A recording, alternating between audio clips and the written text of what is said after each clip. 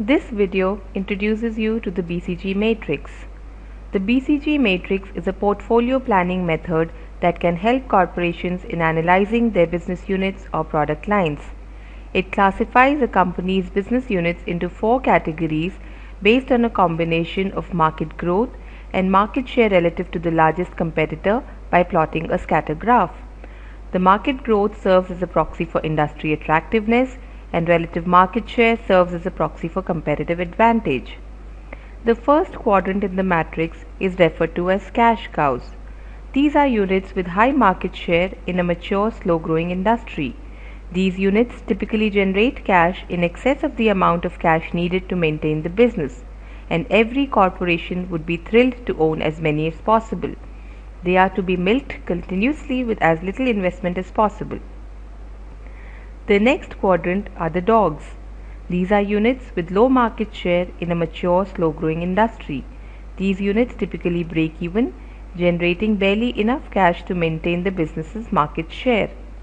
They depress a profitable company's return on assets ratio and should be sold off. The third quadrant is the question marks. They are growing rapidly and thus consume large amounts of cash, but because they have low market shares, they do not generate much cash.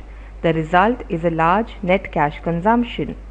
Question marks must be analyzed carefully in order to determine whether they are worth the investment required to grow the market share. The last quadrant is the stars. These are units with a high market share in a fast-growing industry.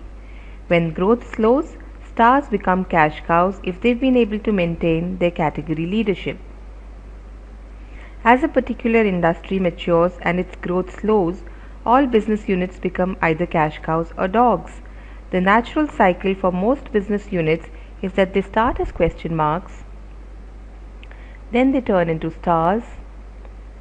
Eventually the market stops growing and thus the business unit becomes a cash cow. And at the end of the cycle, the cash cow turns into a dog.